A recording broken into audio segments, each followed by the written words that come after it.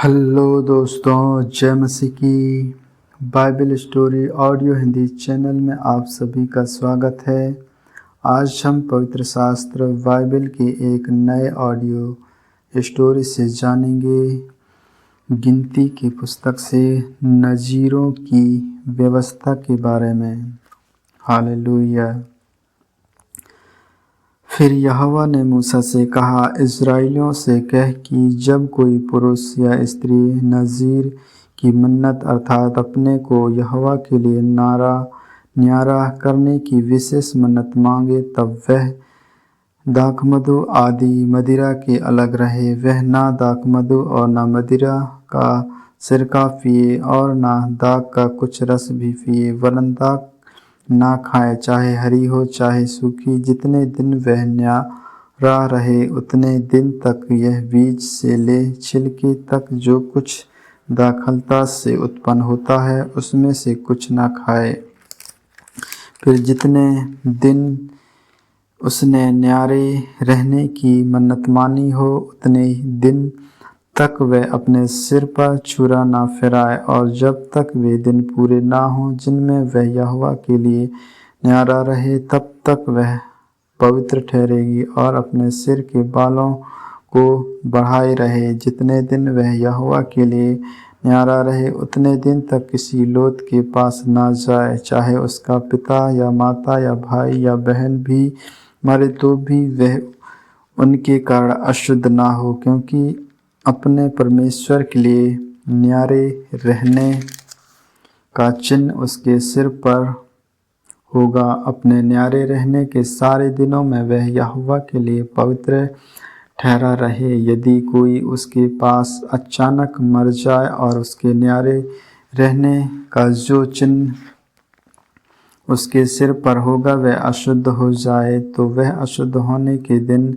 अर्थात सातवें दिन शुद्ध होने के दिन अर्थात सातवें दिन अपना सिर मुड़वाए, और आठवें दिन वह 2 पंडुकी या कबूतरी के 2 बच्चे मिलाप वाले तंबू के द्वार पर याजक के पास ले आए, और याजक एक को पाप बलि और दूसरे को होम बलि करके उसके लिए प्रायश्चित करे, क्योंकि वह लोथ के कारण पापी ठहरा है। और याजक उसी दिन उसका सिर फिर पवित्र करे, और वह अपने न्यारे रहने के दिनों को फिर यहोवा के लिए न्यारा ठहराए, और 1 वर्ष का एक भेड़ा और बच्चा दोष बलि करके ले आए, और जो दिन उससे पहले बीत गए हों वे व्यर्थ गिने जाएं, क्योंकि उसके न्यारे रहने का चिन्ह अशुद्ध हो गया।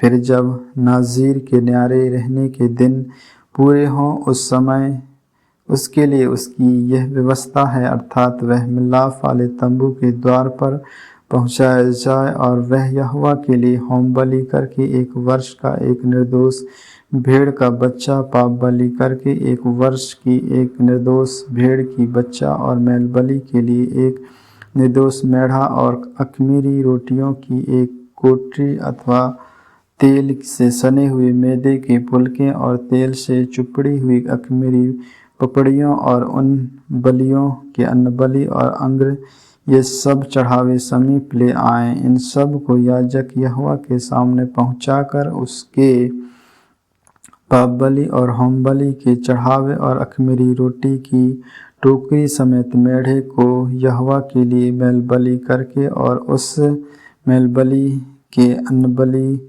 और अंग्र को भी चढ़ावे। तब नाज़ीर अपने न्यारे रहने के चिन्ह वाले सिर को मिलाप वाले तंबू के द्वार पर मुड़वाकर अपने बालों को उस आग पर डाल दे जो मेल बलि के नीचे होगी। फिर जब नाज़ीर अपने न्यारे रहने के चिन्ह वाले सिर को मुड़वा चुका, तब याजक मेढ़े का पकाया हुआ कंद और टोकरी में से 1 अख़मीरी रोटी और 1 पपड़ी लेकर नाज़ीर के हाथों पर धर दे, और याजक उनको हिलाने की भेंट करके यहोवा के सामने हिलाए। हिलाई हुई छाती और उठाई हुई जांघ समेत ये भी याजक के लिए पवित्र ठहरे। इसके बाद वह नाज़ीर दाखमधु पी सकेगा। नाज़ीर की मन्नत की और जो चढ़ावा उसको अपने न्यारे होने के कारण यहोवा के लिए चढ़ावा होगा, उसकी भी यही व्यवस्था है। जो चढ़ावा वह अपनी पूंजी के अनुसार चढ़ावा सके, उससे अधिक जैसे मन्नत उसने मानी हो, वैसे ही अपने न्यारे रहने की व्यवस्था के अनुसार उसे करना होगा। याजकों के आशीर्वाद देने की विधि। फिर यहोवा ने मूसा से कहा, हारून और उसके पुत्रों से कह कि तुम इज़राइलियों को इन वचनों के से आशीर्वाद दिया करना, यहोवा तुझे आशीष दे और तेरी रक्षा करे। यहोवा तुझ पर अपने मुख का प्रकाश चमकाए और तुझ पर अनुग्रह करे।